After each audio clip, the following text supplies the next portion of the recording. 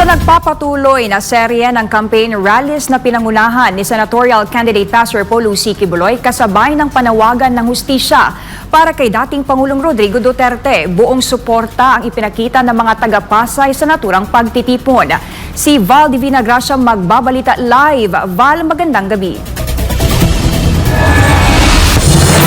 Carla, magandang gabi mga kapartner nga, hindi natinag ang mga taga-suporta ni dating Pangulong Rodrigo Duterte sa mga isyong ibinabato laban sa kanya. Patunay dito ang dami ng mga dumalo sa Ayusin Natin ang Pilipinas nationwide campaign rally na isinagawa rin dito sa Pasay City bilang suporta sa Duterte senatorial balls. Isa nga sa kanila, si Rashid Gilbert Ramorosa ng Pedera Pasay City. Ayon sa kanya, kung maaari lamang tumakbo muli bilang Pangulo si Duterte, muli niya itong iboboto. Para sa kanya, si Duterte ay isang totoong public servant, nagtatrabaho kahit walang camera. Kahit walang camera na alam ko po na yung pinsan ko doon sinabi na tumulong siya sa mga pamilya, mahirap, kahit wala pong camera. Kaya nandito po ako para suportahan ni Rodrigo Duterte. Ayon naman kay Cornelio Tetson, ang PDP laban lang ang nakikita niyang solusyon sa mga problema ng bansa. Sa palagay ko, sa PDP laban, sila lang ang may mga layunin na para guminhawa ang ating bansa, mawala ang korupsyon at magkaroon ng malinis na batas sa ating bansa. Kasi sila lang ang maasa natin.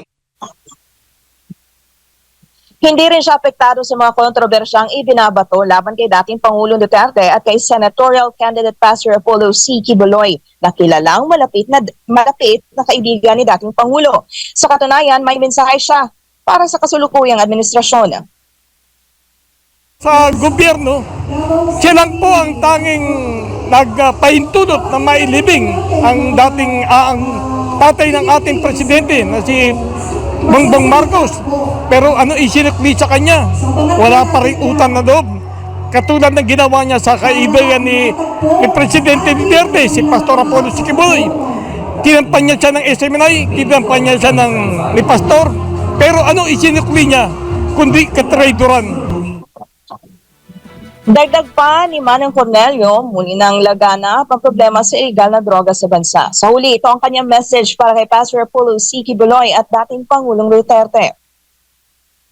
Sana makabalik na dito sa ating bansa. At sana, kumbaga parang sabihin natin na yung sa kanya,